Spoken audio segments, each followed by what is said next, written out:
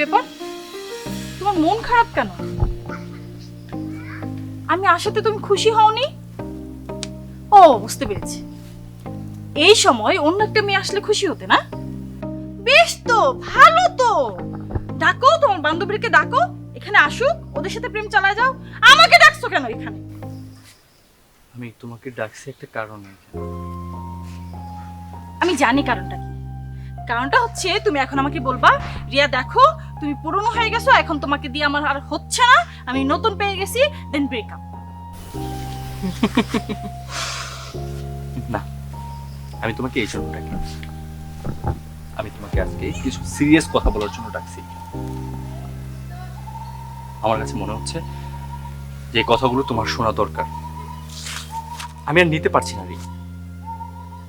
আমাদের মধ্যে যে সম্পর্কটা চলছে, এই সম্পর্কটাকে আমি কোন সম্পর্কের নাম দিতে পারছি না। এটা কোন সম্পর্ক বলে না, এটাকে বলে অন্য কিছু। আমরা বয়ফ্রেন্ড গার্লফ্রেন্ড, আমরা সামনে বিয়ে করবো, আমাদের অনেক প্ল্যানিং ছিল।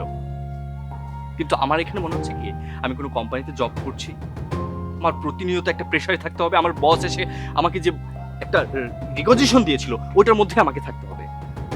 আমি কিচ্ছু করতে পারবো না, আমার কোনো ব্যক্তি স্বাধীনতা থাকবে না, সব কোম্পানির ওয়েতে আমাকে চলতে হবে।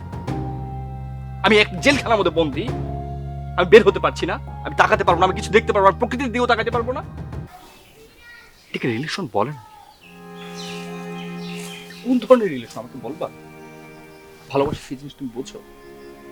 বুঝো না। ভালোবাসা মানে এইটা না যে একটা তার বয়ফ্রেন্ডকে, তার গার্লফ্রেন্ডকে সীমাবদ্ধতার মধ্যে আটকে দেবে। এটা কি ভালোবাসা বলে? এটার মধ্যে বিশ্বাস নাই। আমি আমি শতভাগ লয়াল থাকলেও তুমি নাই।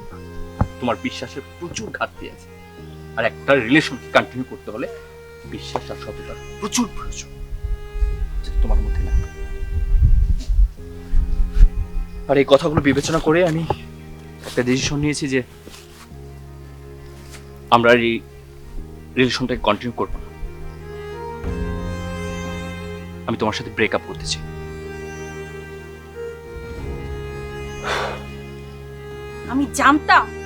আমি জানতাম তুমি এটাই বলবে লাস্টে।